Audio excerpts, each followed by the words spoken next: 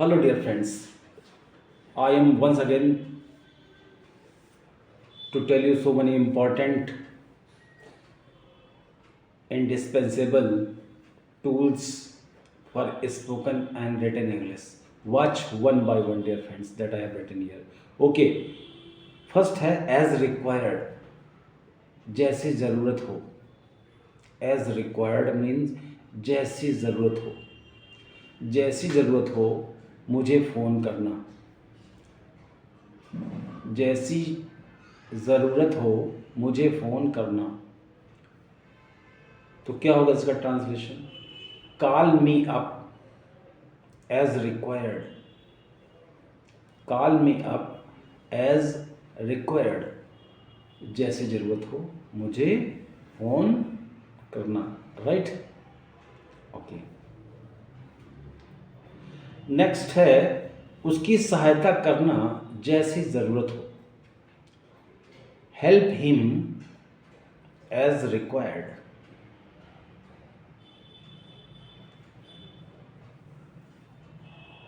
Okay. जैसी ज़रूरत होगी मैं उसकी सहायता करूँगा. तो I will help him as required. I will help him as required. As required mean जैसी ज़रूरत हो. Right. As required. Right. Yes. Okay.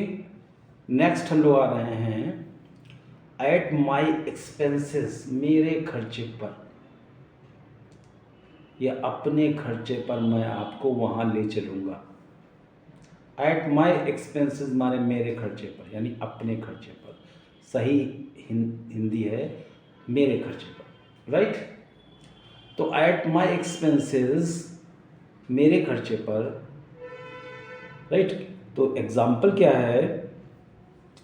I will take you to the Kashmir at my expenses. I will take you to Kashmir at my expenses. मैं अपने खर्चे पर आपको कश्मीर ले चलूँगा. मैं आपको अपने खर्चे पर कश्मीर ले चलूँगा. I will take you to Kashmir at my expenses. Right? उसके खर्चे पर मैं नहीं जाऊँगा. तो I will not go at her expenses. मैं उसके खर्चे पर नहीं जाऊंगा. राइट. तो at my expenses, at her expenses उसके खर्चे पर. एट योर एक्सपेंसेस तुम्हारे पैसे पर. तुम्हारे पैसे पर. एट योर एक्सपेंसेस तुम्हारे खर्च पर. राइट. तो एट योर एक्सपेंसेस तुम्हारे खर्चे पर. राइट. ओके. नेक्स्ट हमारा आ रहा है नेक्स्ट एग्जाम्पल. एक और एग्जाम्पल देते हैं इसका. मैंने लिखा है द पॉलिटिशियंस वंडर फॉरेन. नेता विदेश घूमते हैं. The politicians wonder the foreign eight public expenses. जनता के पैसे पर नेता विदेश घूमते हैं. एट माई एक्सपेंसेस मेरे पैसे पे. एट योर एक्सपेंसेस तुम्हारे पैसे पे या तुम्हारे खर्चे पर. राइट. ओके. नेक्स्ट हमारा आ रहा dear friend come into operation, मतलब चालू होना. कम इनटू ऑपरेशन माने चालू होना. Okay. Next that I have written please. My mobile is not coming into operation. मेरा मोबाइल नहीं चल रहा. तो my mobile is not coming into operation. Right. Okay. Next है this mixie does not come into operation. यह mixie नहीं चलती है. This mixie does not come into operation. सालों से लाल मील नहीं चल रही है। तो Lal mill has not been coming into operation for years. सालों से लाल मील नहीं चल रही है। तो Lal mill has not been coming into operation for years, right. For years माने सालों से, वर्षों से, राइट। तो कम इनटू ऑपरेशन चालू होना, इसको याद कर लीजिए, बहुत इंपॉर्टेंट है। ओके, कुछ भी चालू होना, टीवी नहीं चालू हो रही तो TV is not coming into operation. Okay, right. Next है हमारा इन केस ऑफ, की स्थिति में, की दशा में। इन केस ऑफ, की स्थिति में या की दशा में, right. How will you start your business in case of shortage of money. पैसे की कमी की स्थिति में आप अपना व्यापार कैसे कैसे शुरू करेंगे। पैसे के अभाव की स्थिति में आप अपना व्यापार कैसे शुरू करेंगे, राइट। तो how will you start your business in case of shortage of money, right. इस स्थिति में आप क्या करोगे। तो what will you do in this case. In this case माने होता है इस स्थिति में, और इन द केस ऑफ माने की स्थिति में, right. I hope it is clear, की स्थिति में, राइट, राइट। इस स्थिति में मुझे विदेश जाना पड़ेगा। In this case, I will have to go to the foreign, right?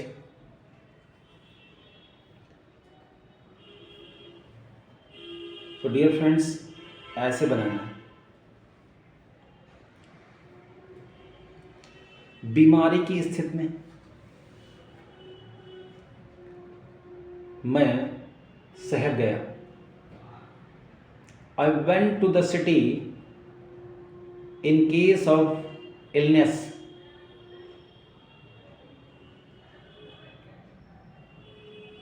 In case of illness, I went to the city. या in case of illness पहले लगा दीजिए, बाद लगा दीजिए, कोई दिक्कत नहीं। In case of illness, I went to the city. बीमारी की स्थिति में मैं शहर गया। Okay. For the lack of माने की कमी के कारण, फॉर द लैक ऑफ की कमी के कारण, शिक्षा के कमी के कारण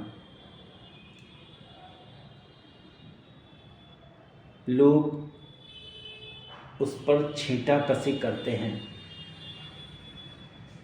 तो for the lack of education, for the lack of education the people pass comments at him.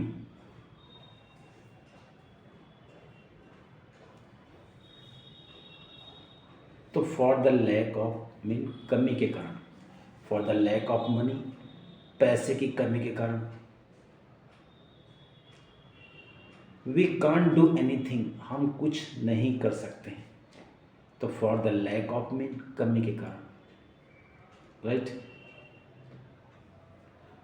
Okay dear friends, as far as possible, FAR for, as far as possible मतलब होता है यथासंभव।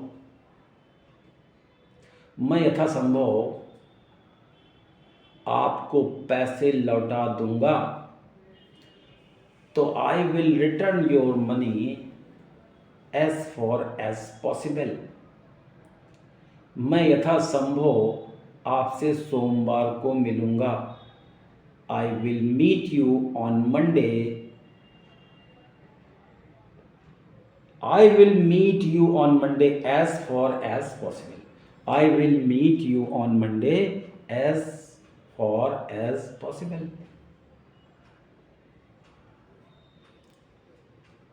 मैं यथासंभव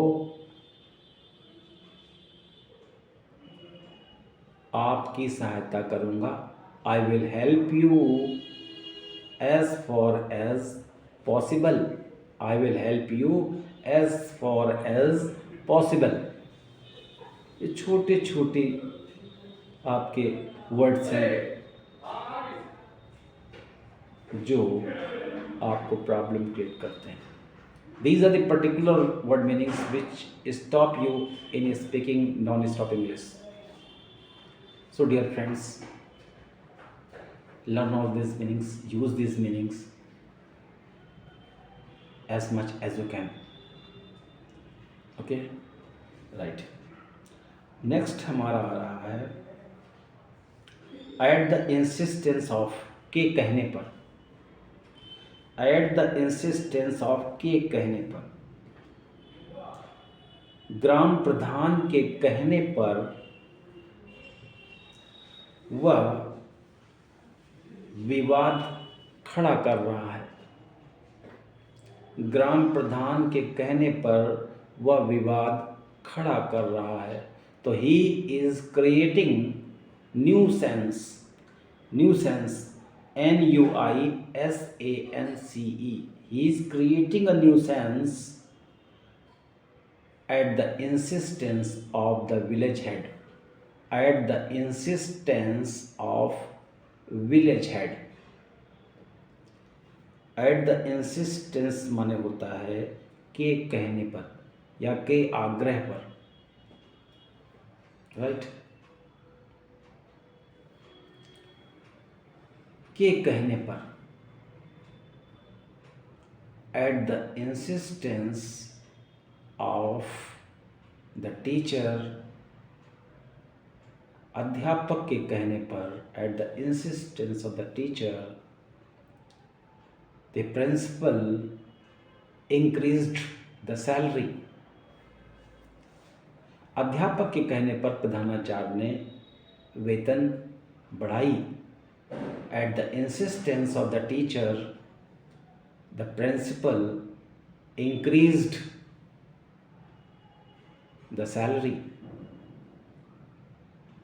तो ये बोलचाल में बहुत आता है एट द इंसिस्टेंस ऑफ के कहने पर या के आग्रह पर। ऑन बिहाफ ऑफ माने होता है की ओर से।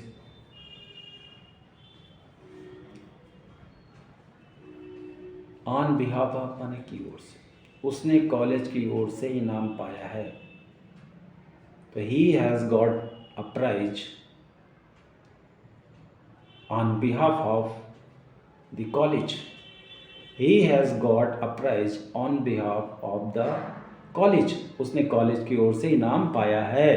तो ही हैज़ फाउंड या ही has got, he has found a prize on behalf of the college. Find, found. Right? Okay dear friends. तो on behalf of माने की ओर से। I will fight your case. I will fight, मैं लड़ूंगा।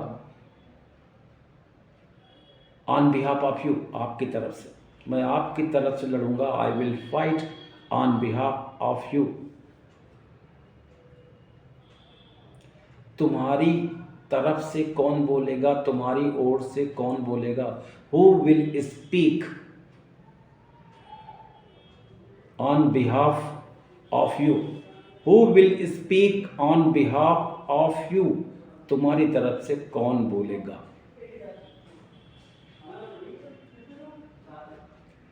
तुम्हारी तरफ से कौन पैसे लगाएगा। तुम्हारी तरफ से कौन पैसे लगाएगा। Who will invest money. Who will invest money on behalf of you. Who will spend, who will invest, invest माने पैसे लगाना। तो who will invest money on behalf of you. So I hope for today these are the important word meanings which are always used during our communication. So practice all these meanings in your spoken English. Translate each of these meanings I have given today to get the command over it. Until you practice all these meanings, you won't be able to apply them in spoken. Which is why you are required to practice those meanings either by writing or by speaking in whatever way you complete all these meanings. Until you learn all these meanings, you won't be able to prettify your English. So, dear friends, with this, I want to come to an end, and I will be in touch with you in the next video. Till then, keep on studying with me. Best of luck, everybody. All the best, everybody. Good luck.